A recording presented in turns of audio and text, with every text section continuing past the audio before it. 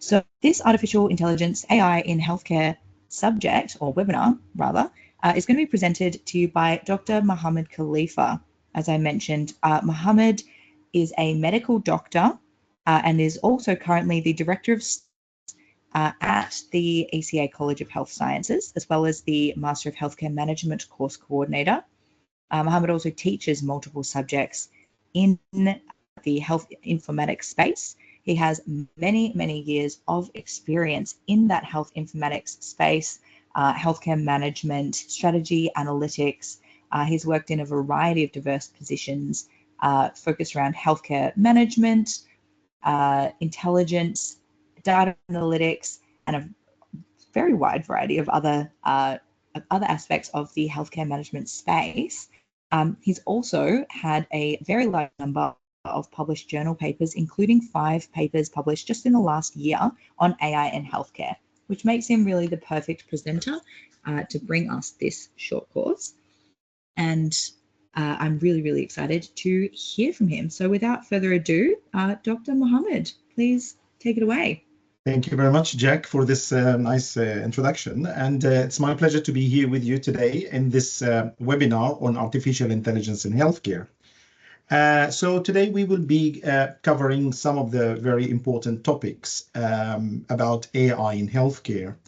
And we will have now an overview because AI now is the timely topic that everyone is talking about and everyone is discussing on how the AI is going to transform healthcare, how it's going to change the landscape of care provided to patients and so on.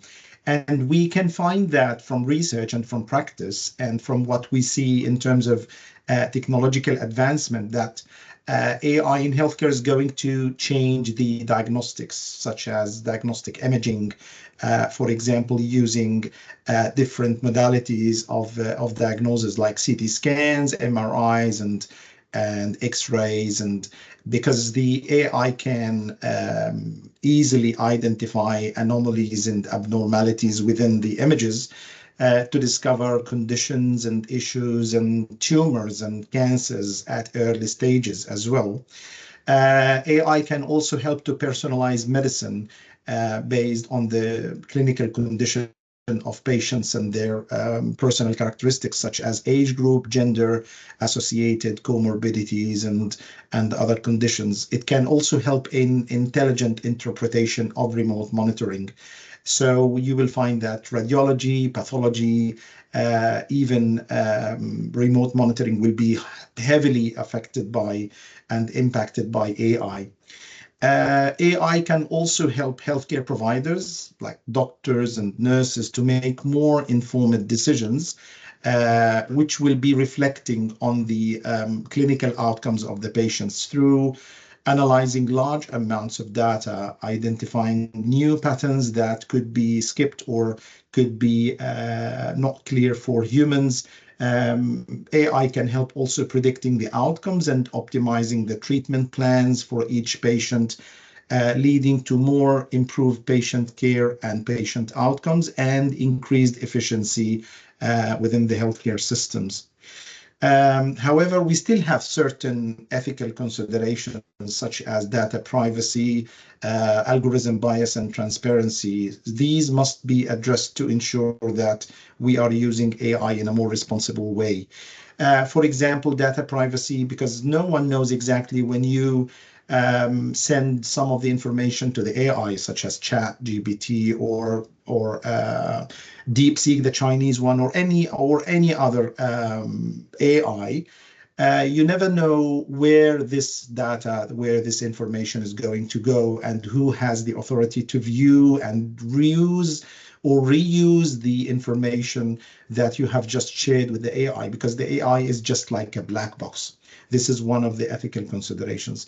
The other consideration, ethical consideration as well, is the algorithm bias, which means that because AI models and AI engines are trained based on information coming from real patients, you never know who were the populations or the subpopulations that these AI engines and algorithms were trained on. If they are trained, for example, on adults, would they work on children? If they are trained on conditions that affect white people or black people, we know that, for example, cancer is more prevalent among white people.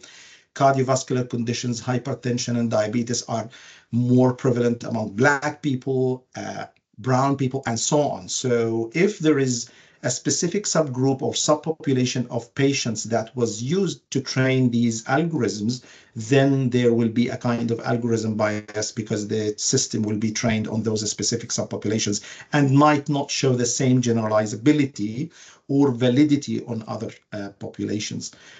Transparency, again, we need to understand how the information is processed by this AI, because the AI doesn't tell you how it came to the conclusions, how it came to the outcomes, how it came to the recommendations that it is providing to you. So we need more and more transparency. Now, when we look at the market size of the AI in healthcare, we will find that it is growing exponentially, so that it grew from almost 4 billion US dollars in 2019 to more than 6.7 billion dollars in 2020 in just one year. And then from 2020 to 2023, it grew to $22.4 billion. And then in 2024, it grew to $32 billion, and then 46 by the end of 2025, as expected. And within less than 6 years, from 2025 to the end of 2023, we are expecting the growth of the global AI in healthcare market to grow to more than 200 billion US dollars, with like a compound annual growth rate of 37.5% every year compounding. So it means that this is a very growing market. It covers the outcomes, and it covers the implementation, like software, covers the productivity achieved in diagnostics, cover the software sold, and cover the all the things that are commercially provided to different healthcare providers, governments, hospitals, and health districts, and all types of technologies related to AI in healthcare. We can also consider using AI in healthcare in certain specific areas, such as helping to analyze medical images, as I just mentioned. It can improve early detection of potential health issues, such as, for example, cancers, tumors, benign and malignant tumors. It can also improve the early diagnosis of certain degenerative conditions, such as Alzheimer and dementia in the brain. So that is achieved through training the AI on hundreds of thousands of images. You can just imagine, when you work as a radiologist in radio diagnosis, you will be trained on 1,000 or 2,000 images during your first 2-3 years of residency, for example.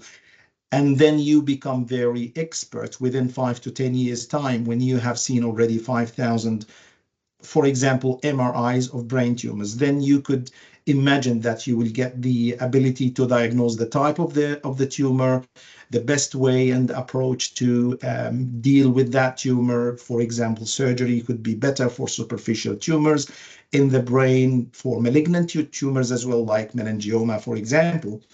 And then for more deep tumors like gliomas, or those spreading through metastatic spread from other organs, maybe you would consider, as a physician, maybe you would consider radiotherapy or chemotherapy rather than surgery or any other modality of opening the brain. Imagine now the AI could be trained on 200,000 or 300,000 MRI images with their ideal reports, perfect reports done by senior consultants, and then provided also with the outcomes of surgeries and outcome of radiotherapy and chemotherapy. Then you can imagine how accurate the AI is going to be compared to, for example, radiology residents or radiology consultants. It could bring either a better, superior accuracy of diagnosis, or it could, at least if it achieves the same level of accuracy like doctors, like radiologists, at least it would take a few minutes, if not seconds, to diagnose the condition and provide the recommendations based on the clinical guidelines that is up to date. So you can imagine how high productivity, better productivity it could achieve for radiologists by replacing some of the routine tasks that they do on daily basis and providing them with better tools to achieve their target functions and achieve their diagnostic potentials. Analyzing patient data, also clinicians can tailor the treatments to individual patients based, as I mentioned, on their clinical conditions, comorbidities, age groups, gender, previous surgeries, previous treatments, operative procedures done before, and so on. So that becomes more effective and provide interventions that are potentially successful with very few, much less adverse effects and side effects for patients. AI can also be used in drug discovery because it can accelerate the drug discovery by analyzing vast data sets and amounts, identifying potential drug targets, and simulating the reactions that could happen within the different levels of drug discovery, including clinical trials, for example, because we do in clinical trials, we do try these medications, new medications on the chemistry level, on the chemical level, and then on, for example, small animals, and then large animals, and then small group of healthy people, and then large group of healthy people, and then small group of patients, and then we implement that to all patients. So it takes like 6 or 7 stages. So while in the traditional ways, it might take up to 7 to 10 years to get the medication released in the market, using AI can accelerate this process into less than a year. And then this can be approved by the authorities in each country, like FDA in the US and Australia, and then we can start using that in real life. So AI can also transform medical research by enabling researchers to analyze large amounts of data, identifying new patterns, and automate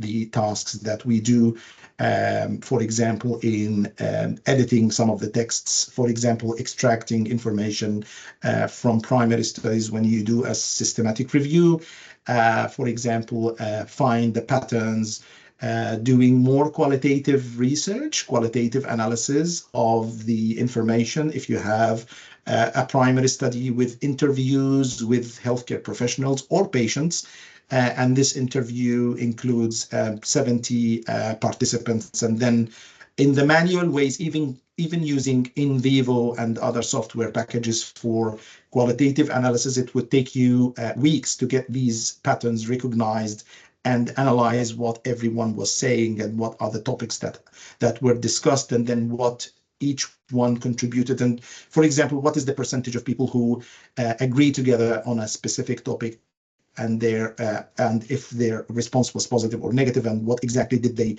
suggest to us as participants. AI can do all of that in a few hours, if not minutes.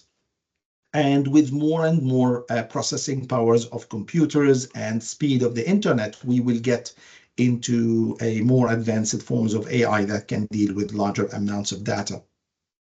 Now, AI in remote monitoring and also in patient engagement, AI can be used to monitor patient data such as the vital signs, the activity levels, the adherence to medications, through, for example, wearable devices and Internet of Things enabled medical equipment, alerting the healthcare providers and doctors and hospitals if there are any potential issues, and enabling timely intervention as well.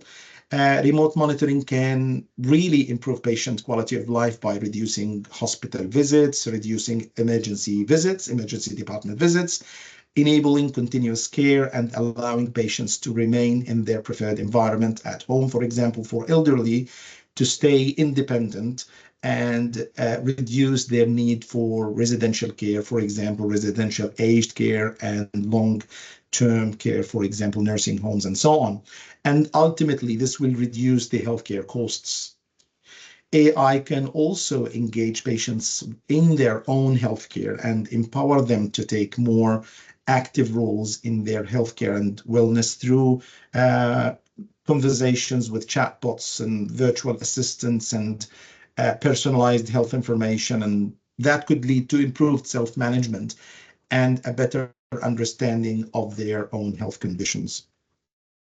So do we have any questions so far before we go through the remaining slides? If we do have any questions, we can get these into Jack. Is there any questions? Yeah, we've just got one currently. Yeah. We've got someone who's asked if artificial intelligence will Yeah. replace medical practitioners, and if not, what steps should medical professionals take to specialize in AI and become an expert in healthcare technology? Excellent questions, because we are going to just to cover these two topics in the next few slides. So these excellent questions. So it's not going to replace the healthcare professionals and doctors, but it's going to. So what I always describe, I always say that AI is not going to replace people, but people who use AI are going to replace people who do not use AI.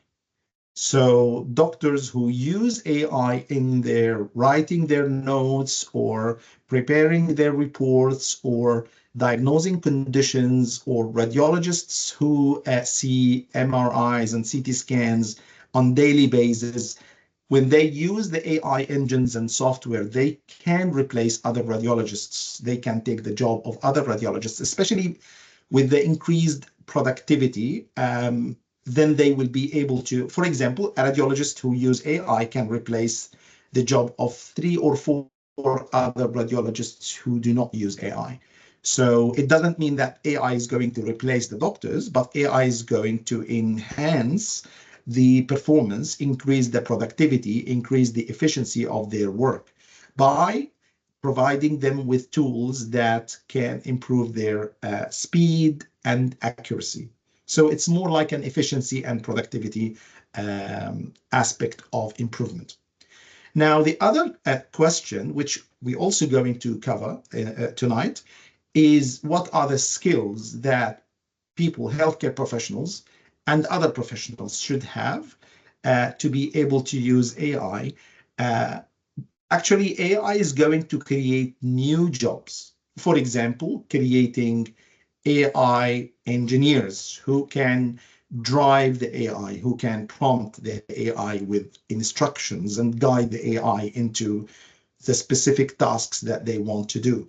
So if you are smart enough in providing the correct instructions, the AI is going to give you very effective assistance.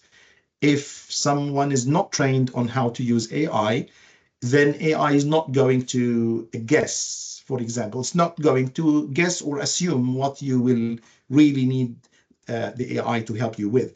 So we need skills and training of the healthcare professionals on how to use AI effectively, how to use AI ethically, how to use AI efficiently and in a productive way.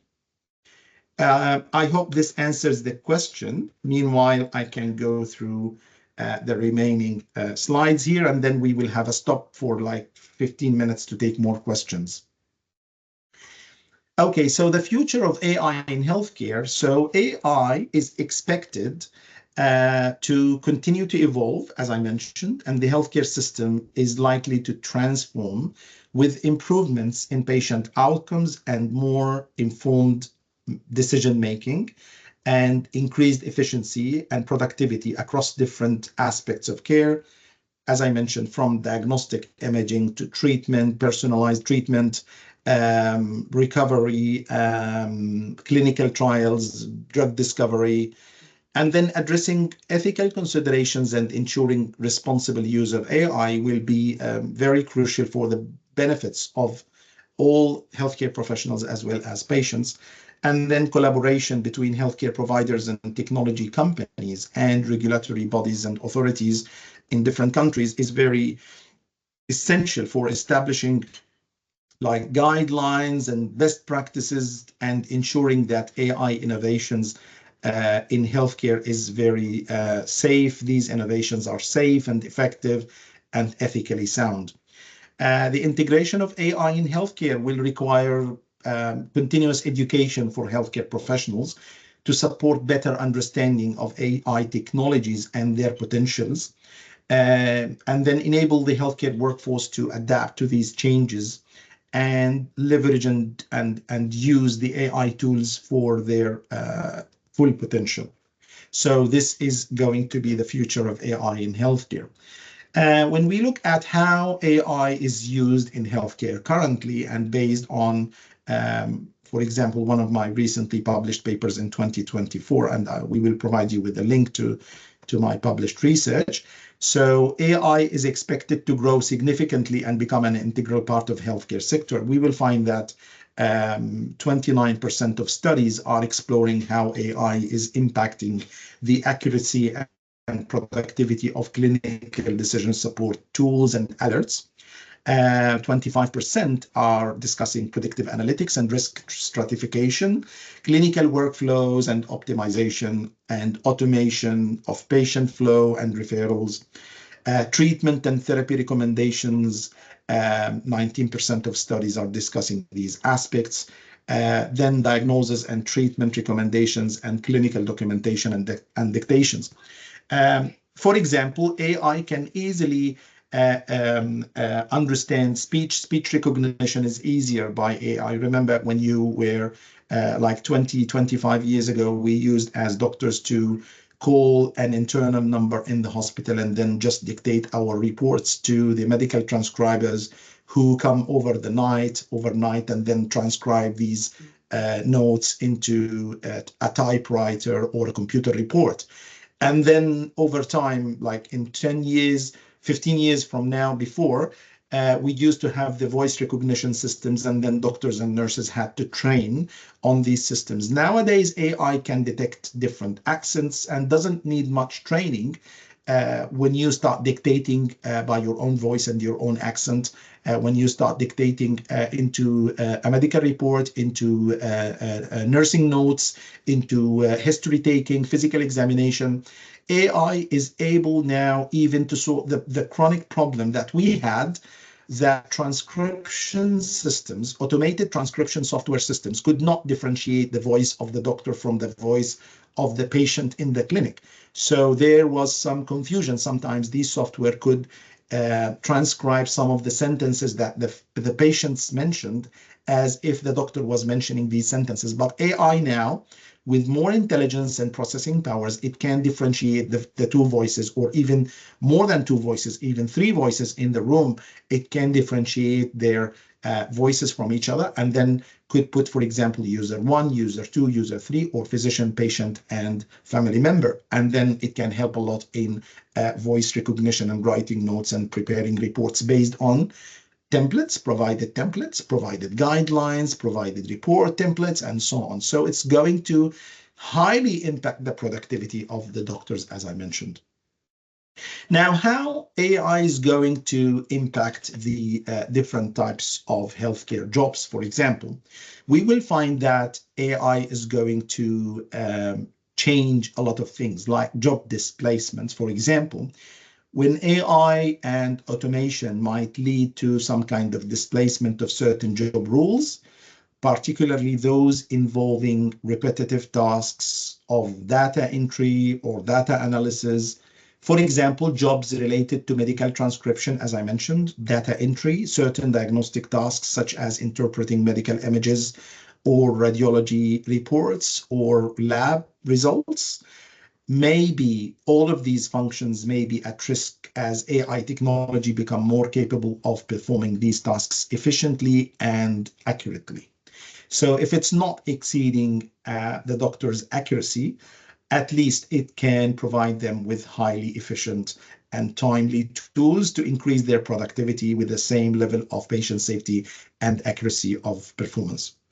Now, job transformation, AI could also transform some existing healthcare jobs requiring healthcare professionals to adapt to and acquire new skills. For instance, physicians and nurses may need to learn how to work alongside AI-driven tools or predictive analytics, predictive algorithms, so that they can effectively use these tools and, for example, interpreting AI generated insights and incorporating them into their patient care plans. This kind of transformation might also maybe create new job opportunities in the area of AI implementation and maintenance and development. Now, AI also is going to increase the efficiency. As we mentioned, AI has the potential to improve the efficiency in healthcare provision by automating some administrative tasks, allowing healthcare professionals to focus mainly on patient care rather than like consuming all the time, taking the time to take notes or administrative details or ask the patient the common questions or like symptoms and so on. So this could lead to a more effective healthcare system, potentially requiring fewer staff, maybe in certain areas, or enabling existing staff to manage more patients. Now, can AI create new jobs in healthcare? Yes, it could create new jobs in healthcare, especially in the area of data science, AI ethics, algorithm development, system integration, and testing and validation. And these new rules would require specialized skill sets, as we mentioned in the answer to the question, and could also attract new talents to the healthcare sector out of IT, for example, or software development, and so on. It can also enhance decision making. AI can assist healthcare professionals to make more informed decisions by analyzing larger amounts of data quickly and accurately. This could lead to more targeted interventions and better patient outcomes, potentially reducing the burden on healthcare systems and the workforce. And when you early detect conditions and tumors and deteriorations, you can spare the system of avoidable hospital admissions and emergency visits, for example, so that we can treat patients who really need more attention. And then remote care and telemedicine, as we mentioned, AI is going to improve the remote monitoring and telemedicine solutions, which can help healthcare professionals to manage their patients remotely. So that could require fewer on-site staff in remote areas, allowing professionals to work more flexibly during their provision of healthcare. So now to the next slide, which is about what are the skills that could be required for our students and graduates to start using AI in their fields. So it's very important for healthcare professionals during their higher education to develop certain skills and talents to understand and effectively use AI technologies. We might need technical skills in the form of programming and languages. So students should be proficient in programming languages commonly used in AI, such as Python, R, or Java, for example. They also need to be more powerful in mathematics and statistics, with solid foundation in linear algebra, calculus, probability theories, general statistics. It's very important to understand AI algorithms and models. And then specific graduates could focus more on machine learning and deep learning and developing algorithms, implementing algorithms and validating them. So they can provide better development and better implementation and utilization of these AI engines. Data processing is very important. We also need some soft skills like critical thinking and problem solving to analyze the problems and provide the AI with the flow chart or the processes of how these technical or clinical problems could be solved. We need communication skills, we need collaboration skills across different disciplines, medicine, nursing, management, technology, IT, and so on. And then we still also need some ethical considerations related to AI, including, as we mentioned, including data privacy and algorithm bias, which we described in the earlier slide. transparency, and accountability. So all of these areas, we need skills in these areas so that our graduates and our professionals and practitioners could have better understanding and better utilization of AI in healthcare. Now, preparing our students for AI, this is why we need to incorporate AI courses and units, for example, or parts of units to be integrated within the curriculum of their studies, of their medicine studies, nursing studies, undergraduate and postgraduate, health management studies, undergraduate and postgraduate. We might need guest lectures and lecturers and workshops of expert-led AI events, just like this one, for example. We might need hands-on AI-based projects for experience and skills development, interdisciplinary collaboration to develop multidisciplinary AI models, AI clubs and web pages and communities and competitions, for example, to promote AI-focused activities and contests and peer learning for skills development. So all of these are ideas that we can come up with to improve the skills and the knowledge areas, different knowledge areas required for our students and graduates to learn AI before they get into the market, the job market, and into the jobs in different healthcare settings. So that's all for today. Thank you very much. And now it's back to Jack and receiving more questions.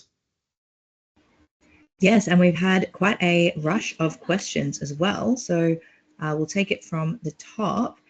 We've got one question asking, how far can we trust AI in terms of information and data integrity? Is the AI used in the healthcare space connected to the internet in real time?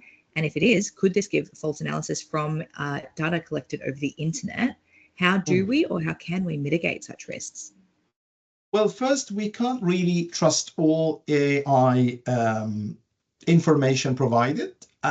This is what we teach our students. Don't trust all the information provided to you by AI.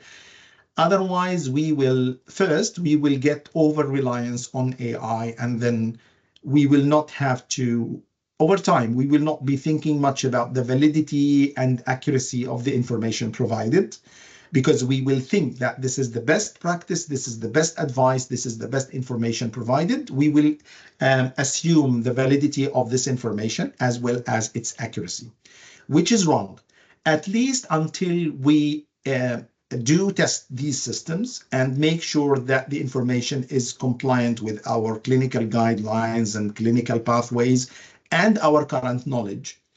Over time, these systems will develop, and then our knowledge also will develop, but we will have to keep validating and checking and testing these systems. So this is the first part. Now, when we use AI in the healthcare space, it is connected to the internet in real time. It is connected in real time, and it could give us real information, but could give us false analysis. It could, not because just because it's connected to the internet, but also because of the algorithm bias, as I mentioned. So, for example, let's assume that we have 100 published studies about a specific topic. We can't make sure that AI is using all the published studies about this topic to give you an advice. It might be using a specific group of published studies, or a group of published studies that are coming from a specific publisher or a specific country, or done by specific authors or researchers, because we don't know. So this is another kind of algorithm bias. So we can't really trust 100% unless we accept that from our experience. So we need to be expert. So you can't give AI to someone who is not expert in a field and then ask them to lead others. So you need someone who is the top expert in their areas, for example, in surgery, in medicine, in pediatrics, in nursing, and then they can judge the information and its validity and accuracy before implementing the information. But at least the AI will help them to collect all the information required, provide the evidence, provide them with links to the published research, textbooks, analyze what is there, calculate the percentage of success rates out of previous data or published studies, and so on. So these are the ways that we can use to mitigate these risks. So I hope I have answered the question.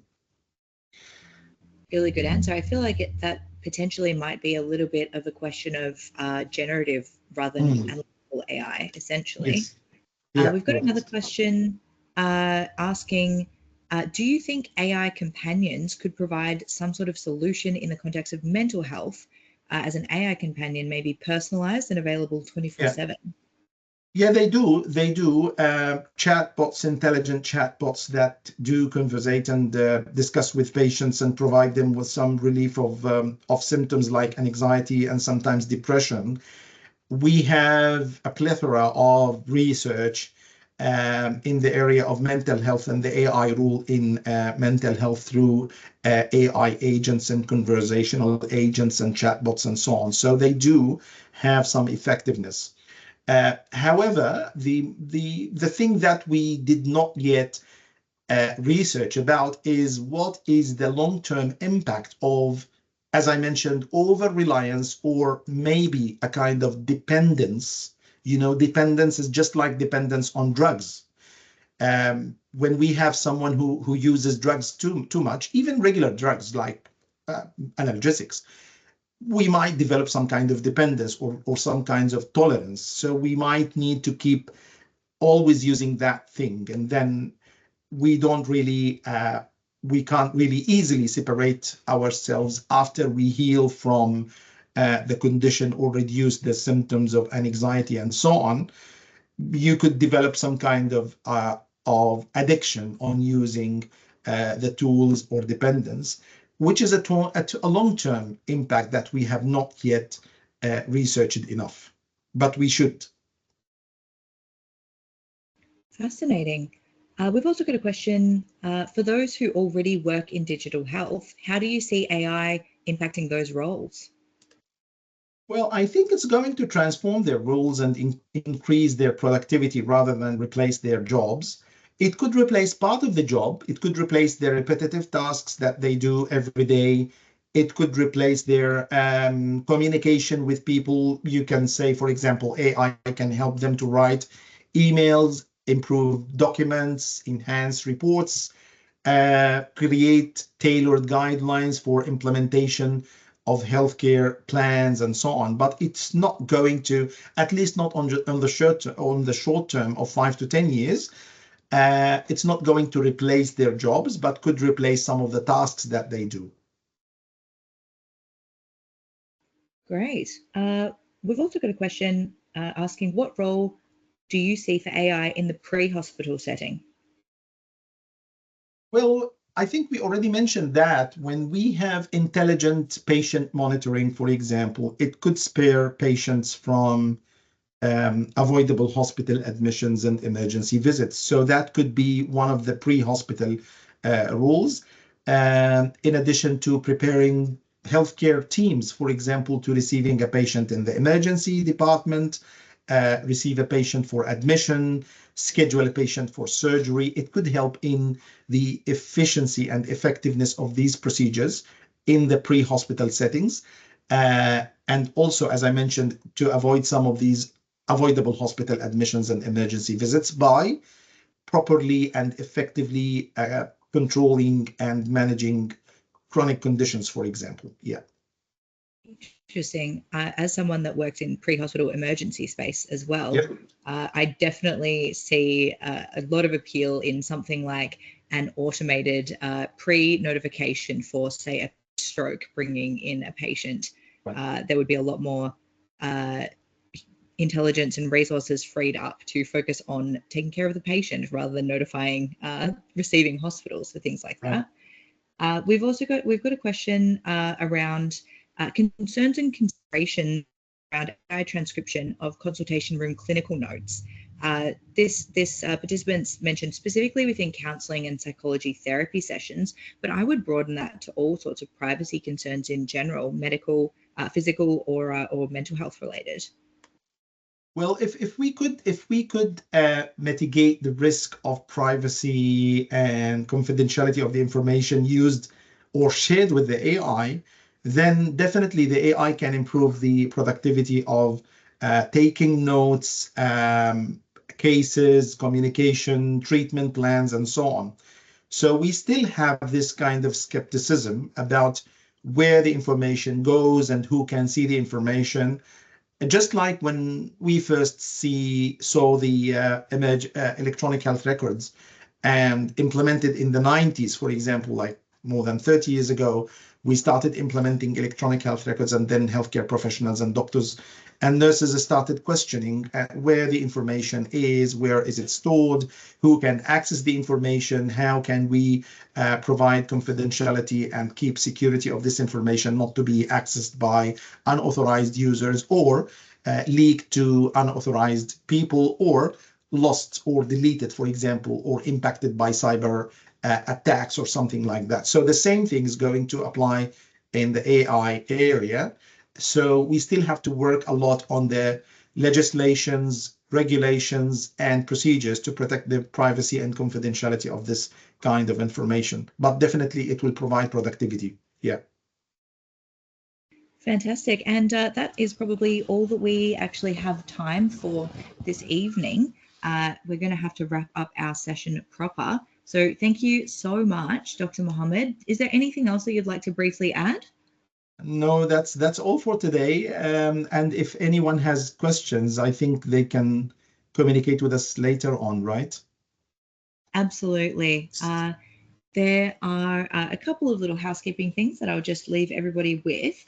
If you really enjoyed this session and found it particularly informative and useful, which I know I certainly did, and you're interested in leveling up your career in healthcare or healthcare management, some of this information is really pertinent to some subjects within our graduate certificate, graduate diploma, or masters of healthcare management offered by the CHS ECA, College of Health Sciences. The grad cert is 3 subjects, the grad dip is 6 subjects, and the master is 12 subjects. All of those are eligible for fee help as well if you're an Australian citizen or permanent resident. And Dr. Mohammed is the course coordinator for that Master of Healthcare Management course, as well as directly teaching a couple of subjects around health informatics and related areas. If you're interested in having a look at some of those full-length courses, you can find more information on those at chs.edu.au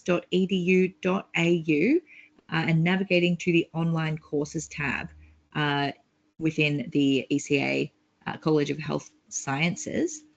Hopefully this has been as informative and engaging for everybody else as it certainly has been for me. My name is Jack. We've been joined by and presented to by the wonderful Dr. Mohammed Khalifa and supported in the background as well by Alice Chim and Stephanie Benag. Thanks everyone so much for joining us. Hopefully we'll see you again soon and have a lovely rest of your evening. Bye everybody. Thank you, Jack. Thank you. Bye.